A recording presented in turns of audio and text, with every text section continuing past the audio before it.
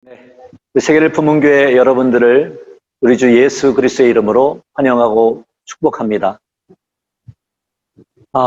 지난 한 주간은 태풍 때문에 필리핀이 많은 곳에서 어려움을 겪었습니다. 태풍이 너무 심하게 다가온 곳에서는 1층까지 침수가 된 지역들이 무척 많이 있었습니다. 까피테이 지역은 그래도 큰 피해 없이 지나간 것이 한편으로는 감사하기도 합니다. 그래서 11월 달, 기도의 달, 또 감사의 달을 맞이해서 저희 교회가 피해 입은 지역에 어려움에 처해 있는 분들에게 또 마음을 모아서 긴급 구호 물품을 좀 전해줄 수 있도록 준비하려고 합니다. 특별히 그 1층 전체가 잠긴 곳들이 많기 때문에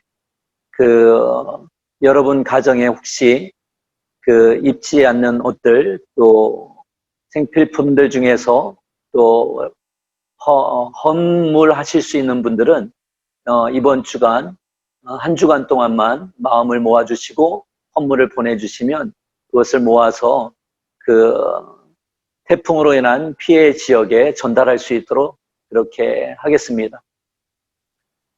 그리고 제가 지난 수요일에 집 앞에서 미끄러져서 이렇게 손을 다치게 되었는데요. 우리 세계를 품은 교회 성도들이 마음을 모아 뜻을 모아 함께 기도해 주셔서 지금 치료가 지금 잘 되어가고 있습니다. 그래서 여러분들 관심 가져주시고 기도해 주셔서 너무 감사드립니다.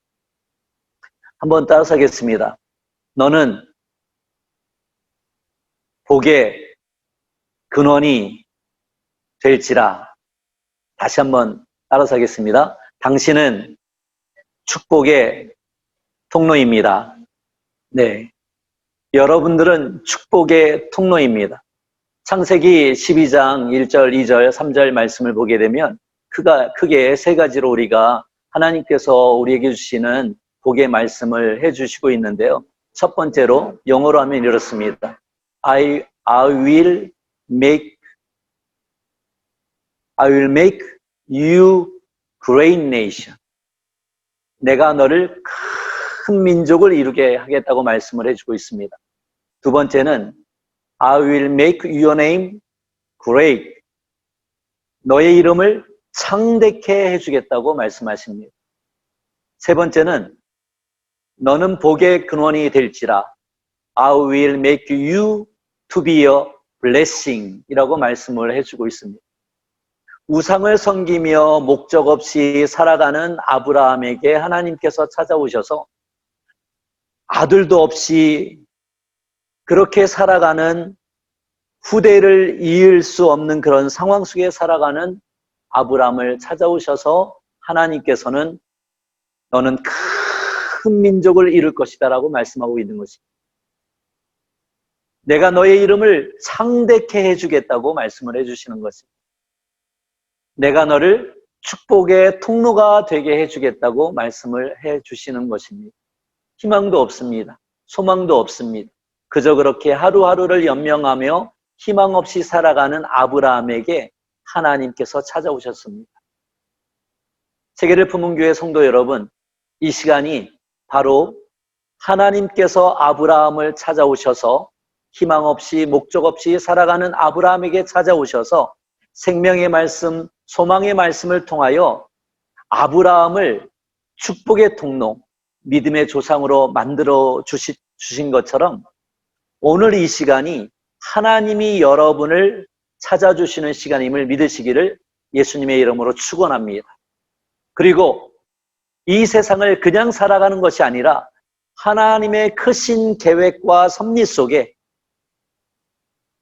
저와 여러분이 살아갈 수 있도록 이 세상을 살아가는 이유와 목적을 발견하고 삶의 진정한 소망과 기쁨을 가지고 행복하게 살아가기 위해서 하나님이 이 시간 여러분을 찾아오셨다는 것을 믿으시기를 바랍니다. 그리고 축복의 통로가 된다고 하는 것은 어떤 의미냐 하면 바로 저와 여러분이 먼저 하나님으로부터 복을 받는다는 것을 의미합니다. 한번 따라서 하겠습니다. 나는 잘 될 것입니다. 믿습니까? 그것이 우리의 믿음입니다. 소망도 없습니다. 불안합니다. 어떻게 일을 풀어가야 될지 잘 모르겠습니다. 미래가 불안합니다. 그러나 분명한 것은 하나님께서 아브라함에게 찾아오셔서 너는 축복의 통로가 될 거야 라고 말씀하신 그 이후서부터 아브라함의 인생이 하나님의 복을 받는 과정으로 다 이루어졌다는 것을 성경을 통해서 우리는 알게 됩니다. 오늘 말씀의 제목은 지난주에 이어서 삶으로 승부하는 크리스찬의 5가지 방법에 대한 말씀입니다. 영어로는 bells, B-E-L-L-S 앞글자를 따서 5가지를 제가 여러분에게 소개하려고 합니다. 벨스에 대한 부분은 다음 주, 다다음 주에 여러분들에게 말씀을 드리겠습니다. B-E-L-L-S로 시작하는 영어 단어를 통해서 어떻게 하면 우리 크리스찬이 삶 속에서 승리할 수 있을까요? 여러분 한번 생각해 봤으면 좋겠습니다. 정체성이라는 단어가 있어요. 아이덴티티라고 하죠. 여러분 아이디가 있지 않습니까? 드라이브 라이센스를 아이디라고도 하고 또 학생들은 학생증을 아이디라고도 얘기하고 또 한국에서는 주민등록증을 아이디라고 그렇게 표현을 하죠. 자신을 나타낼 수 있는 증거가 될 수 있는 것, 그걸 이제 아이디라고 이야기합니다. 정체성. 사람들은 이 세상에 태어났을 때에 정체성에 대한 고민을 하게 됩니다. 여러분이 태어나서 정체성에 대한 고민을 한 적이 어느 때라고 기억이 나십니까? 그렇죠. 사춘기 때입니다. 어렸을 때는 그냥 엄마, 아빠 따라서 그냥 지내고 살아왔는데 청소년기가 되는 그 시기부터 갈등이 생겨납니다. 내가 누구일까? 내가 어디서 온 걸까? 부모님은 나를 사랑하는 걸까? 앞으로 어떻게 살아갈까? 삶에 대한 수많은 궁금증들이 찾아올 때 이 정체성의 혼란, 갈등, 사춘기가 시작이 되는 것이죠. 근데 사실 정체성의 혼란이 찾아온다고 하는 것은 무엇을 의미하냐 하면 따라서 하겠습니다. 정체성을 찾아가는 과정입니다. 그럼 우리 여성들에게 있어서는 정체성의 혼란이 아주 심각하게 다가오는 때가 언제일 것 같습니까? 언제죠? 네, 그렇습니다. 갱년기입니다. 갱년기. 갱년기가 찾아오면 내가 그렇게 지금까지 열심히 살아온 것이 헛된 것처럼 느껴집니다. 내가 지금까지 뭐 때문에 살아왔는가라고 하는 회한이 찾아옵니다.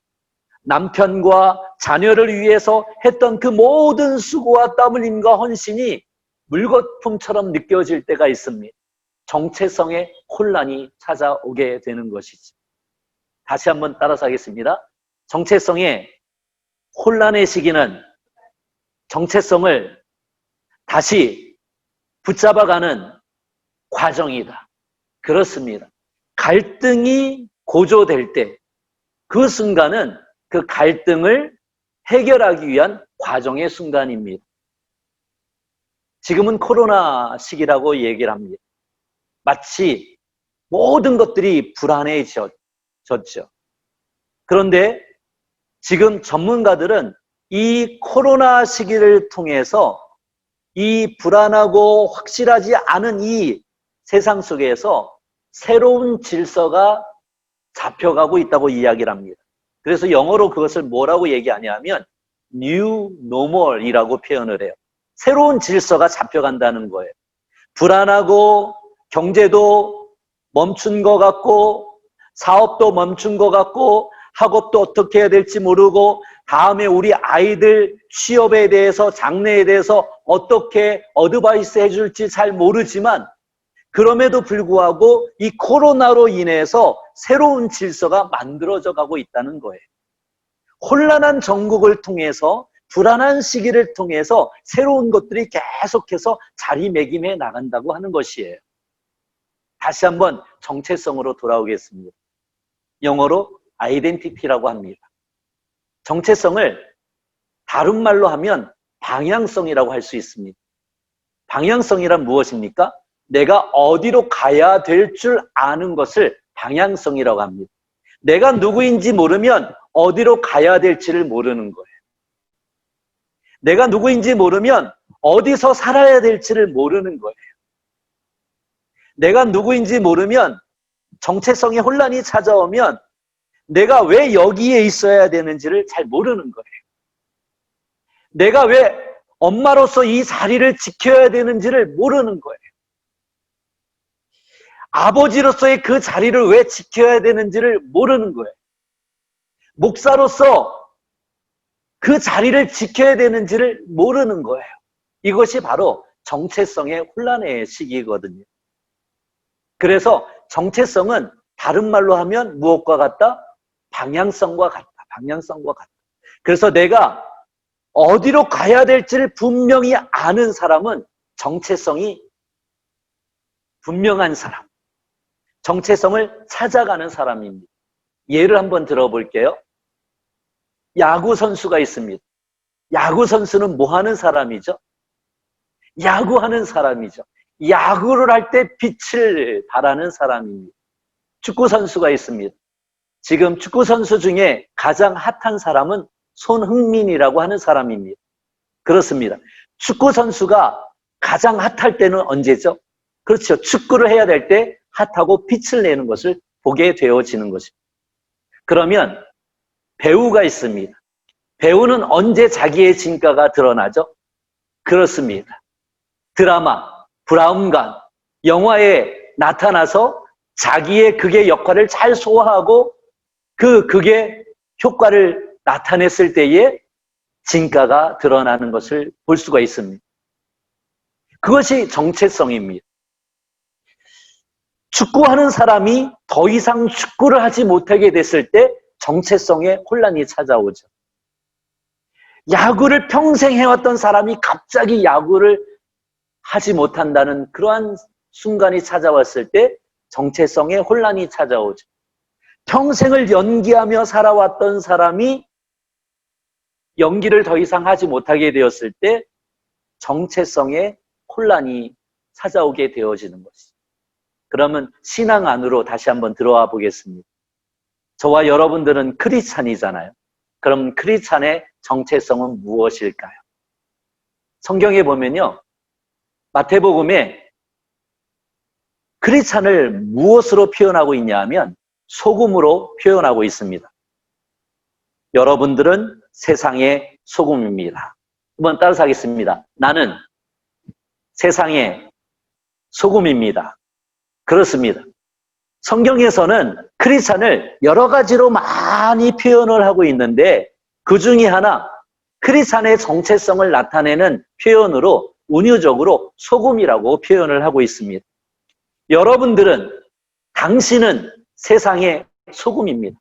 그러나 만약에 여러분들이 소금의 맛을 잃어버리면 어떻게 세상을 짜게 할 수 있겠습니까? 만약에 여러분이 짠맛을 잃어버리면 세상에 버리워져서 세상 사람들에게 밟힐 뿐입니다. 라고 이야기를 해주고 있습니다. 소금으로 살아가는 것이, 소금의 맛을 내는 것이 크리스찬의 정체성이에요. 근데 소금의 맛을 잃어버리면 크리스찬의 정체성을 상실해버리는 것이죠.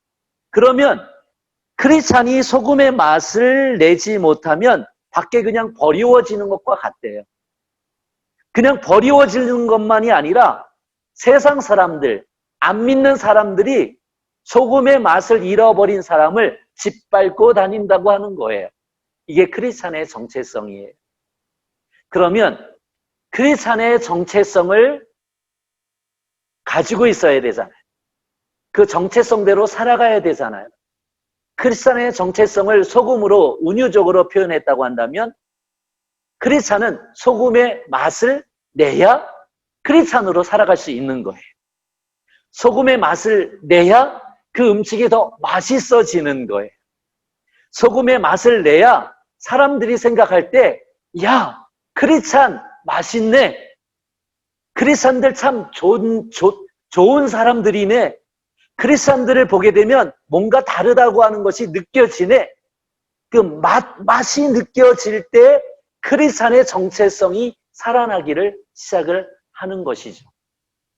그렇습니다.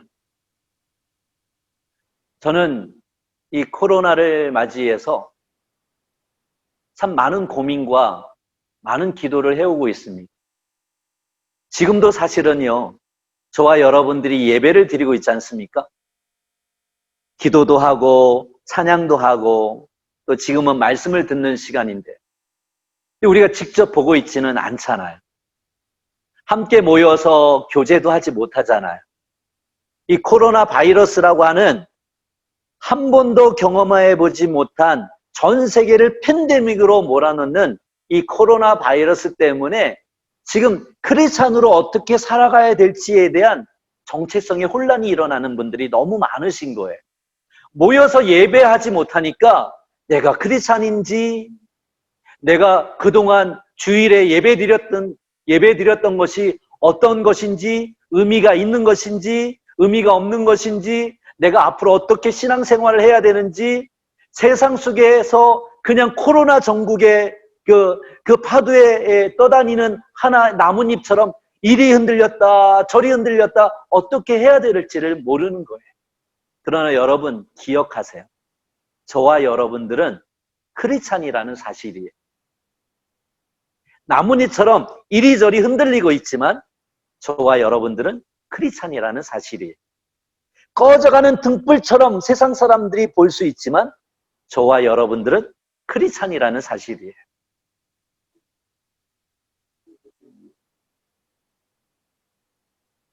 크리스찬으로 내가 살아가는 맛을 낼 때에 내가 다시 크리스찬의 정체성을 가지고 세상 속에서 힘있게 살아갈 수 있게 되는 것이죠. 그래서 비록 함께 모여서 예배 드리지 못해도 내가 말씀을 읽고 내가 말씀을 듣고 기도 두 손을 모아서 사랑하는 사람들을 위해서 기도하고 교회를 위해서 기도하고 목회자를 위해서 기도하고 또 아픈 사람을 위해서 기도하고 또 코로나 전국으로 인해서 어려움을 당한 사람들을 위해서 기도하고 화재나 화산 폭발이나 또 그리고 이번 태풍에 어려움을 당한 사람들을 위해서 두 손을 모으는 그런 기도할 줄 아는 사람들이라고 한다면 저와 여러분들은 크리스찬이라는 사실. 그래서 2021년을 지금 한국으로 계신 가정들도 너무 많아요. 우리 청년 학생들은 거의 100%가 지금 한국으로 가 있어요. 여기 남아있는 가정은 약 7가정이 남아있어요. 이제는 목회도 그리고 성도를 돌아보는 것도 그냥 한 지역 안에 있기 때문에 돌아볼 수 있는 그런 상황이 되지를 못해요. 그러나 떨어져 있어도 우리의 마음을 전하는 것은 얼마든지 할 수가 있다고 생각을 합니다.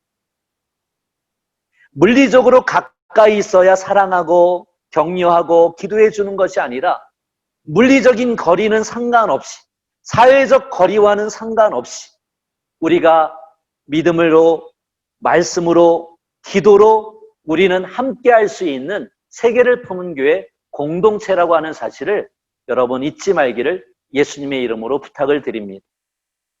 저는 손을 다쳤을 때에 사실은 우리 세계를 품은 교회 가족방에 이 사실을 알리지를 않았습니다.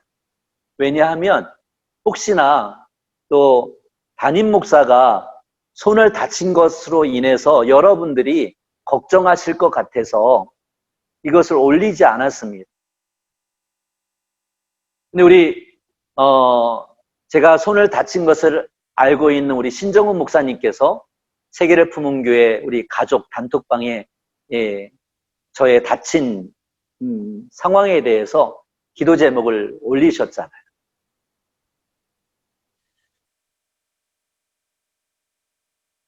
우리 성도, 우리 여러분 한 분 한 분 걱정해 주시고 기도해 주시고 단톡방에 글을 올려주시는 것들을 보면서 오히려 이 한 주간은 제가 다치기를 잘했다는 생각이 듭니다.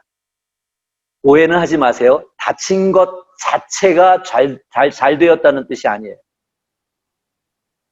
누군가가 어려움을 겪고 있을 때에, 누군가가 다쳤을 때에, 누군가가 아파할 때에, 누군가가 힘겨워할 때에 기도의 제목을 우리 가족방에 올렸을 때에는 우리 가족방이, 세계를 품는 교회 가족방이 가장 활발하게 움직이는 것을 볼 수 있었어요. 그 다른 어떤 것보다도 누군가가 아프다고 했을 때에, 누군가가 힘들다고 했을 때에, 누군가가 다쳤다고 했을 때에, 누군가에게 축하해 줄 일이 있을 때에 우리 세계를 품은 교회 가족방이 더 활성화되어지고 걱정해 주고 기도해 주는 것을 제가 경험을 했습니다.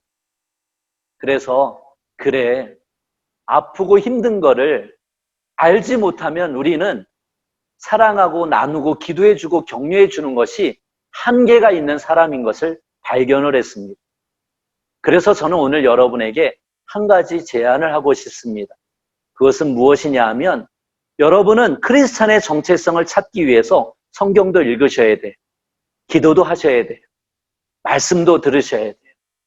삶 속에서 승리하는 그리스도인이 되셔야 돼요. 그런데 특별히 여러분에게 어려운 일들이 있을 때에, 혹시 여러분 가족들 중에 다친 분들이 있을 때에, 병중에 있는 분들이 있을 때에 기도의 제목을 우리 세계를 품은 교회 가족방에 꼭 올려주시기를 부탁을 드립니다. 그리고 또 축하해 줄 일이 있을 때에도 꼭 올려주시기를 바랍니다. 그것이 바로 세계를 품은 교회 가족들이 하나의 공동체로서 더 사랑이 풍성한 공동체, 서로 격려하고 기도하는 공동체, 삶 속에서 크리스찬으로 승리해 나갈 수 있는 그런 공동체로, 가족으로 더욱더 나갈 수 있는 그런 길이라고 생각을 합니다. 저는 앞으로 남아있는 한 달 조금 지난, 이제 2020년이 한 달하고 2주 남아있거든요. 얼마 남지 않았습니다. 다음 주일은 추수감사주일 예배로 드리려고 합니다. 이제 얼마 남지 않은 이 2020년 한 달여 동안에 어떻게 하면 세계를 품은 교회 모든 성도들이 크리스찬의 정체성을 가지고 삶 속에서 승리하는 그리스도인으로 만들어 갈 수 있을 거라는 고민과 연구와 기도로 말씀을 준비하려고 합니다. 저를 위해서 기도해 주세요. 두 번째는 여러분의 아픔과 기쁨과 희노애락을 우리 단톡방에 올려주십시오. 그리고 세 번째는 다음 주일이 추수감사 주일인데, 이 한 주간 동안에 하나님께서 1년 동안 여러분에게 베풀어 주신 감사한 일들을 한번 생각해 보시기를 바랍니다. 그래서 다음 주에 예배 드릴 때에는 예배 전에 하나님께서 나를 지켜주시고 보호해 주시고 복 주셨던 것들에 대한 감사의 나눔을 예배 전과 예배 후에 함께 나눌 수 있는 그런 기회가 되기를 예수님의 이름으로 축원합니다. 여러분 기억하십시오. 삶에서 승리하는 크리스찬이 되기 위해서는 여러분이 누구인지를 알아야 됩니다. 그리고 어디로 가야 될지를 알아야 됩니다. 그게 크리스찬입니다. 부모들은요, 자녀들이 누구인지를 알려줘야 됩니다. 사랑하는 나의 자녀들인 것을 알려주어야 됩니다. 그리고 어떻게 살아가야 될지 삶의 이정표를 제시해 줄 수 있어야 됩니다. 그럴 때 자녀들이 정체성을 가지고 불안해하지 않으면서 삶의 안정감을 가지고 세상 속에서 승리할 수 있습니다. 여러분들 우리 구주 예수 그리스도의 이름으로 축원합니다.